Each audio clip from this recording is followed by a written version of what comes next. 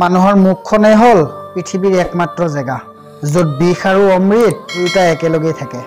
তুমি দুষ্ট মানুহৰ লগত যিমানে ভাল ব্যৱহাৰ নকৰা কিয় সি তোমাৰ ক্ষতি কৰিবই। জন্ম লৈছো কাৰোবাৰ মনৰ মতে হ'বলৈ নহয়, নিজৰ মতে জীয়াই থাকিবলৈ। কাঠ লাগে খালেই হওক বা শিমলুৱে হওক, জুইত দিলে ৰং কিন্তু একেই ওলায়। জীৱনত হয়তো মই বহুত কিবা কিবি পাইছো, মাত্ৰ পোৱা নাই কেৱল যোনটো মই মনৰ পৰা বিচাৰিছিলো। এই পৃথিৱীত কোনেও কাৰো বাবে নহয়, হয়তো অলপমান মায়া আৰু নহয়বা গোটেইটো অভিনয়। জীৱনত কেতিয়াও হাল এৰি নিদিবা, ভাল কিবা এটা হ'বলৈ সময় লাগে। সকলোৱে কয় এজন গুচি গ'লে জীৱনটো ৰৈ নাথাকে, কিন্তু জীৱনত হাজাৰজন আহিলেও সেই এজনৰ শূন্যতা কোনোদিনো পূৰ কৰিব নোৱাৰে।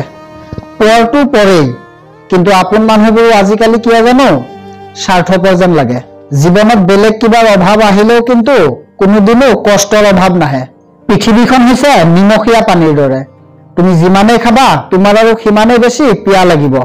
এজন মানুহ জীয়াই থকা অৱস্থাত তাৰ খবৰ কোনেও নলয় যে মানুহজন কি অৱস্থাত জীয়াই আছে, কিন্তু মৃত্যু হোৱাৰ পিছত তাক সকলোৱে সোধে যে মানুহজন কি হৈ মৰিছে।